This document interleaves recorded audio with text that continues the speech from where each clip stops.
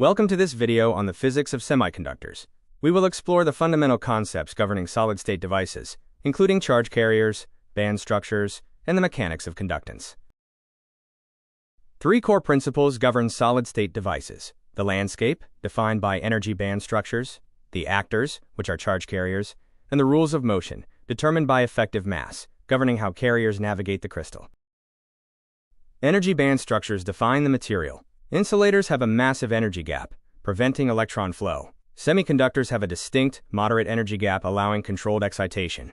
Metals have partially filled or overlapping bands, leading to effortless conductivity. The moderate energy gap, or EG, of a semiconductor provides a unique advantage over insulators and metals. This gap allows engineers to tightly control when and where electrons flow into the conduction band to transmit data and power.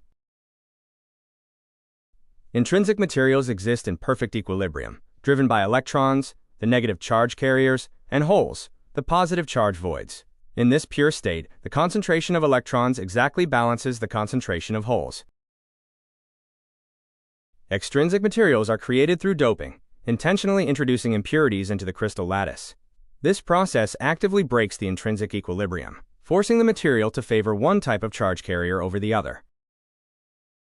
Semiconductor doping follows two dual paths. N-type material is electron dominant, introducing a donor energy level just below the conduction band.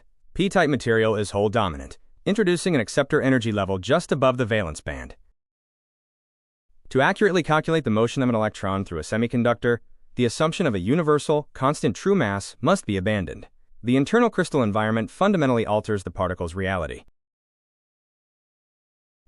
True mass is a universal constant. However, effective mass is the operational mass of an electron inside a semiconductor. Internal periodic crystal forces simultaneously act on the electron, causing effective mass to change depending on the material. The complete architecture of conductance relies on the harmonization of three principles: the moderate energy band gap for controlled excitation, extrinsic doping dictating the population of electrons and holes, and the crystal lattice defining the effective mass of the carriers. Thank you for your time and attention in watching this video on the physics of solid-state devices.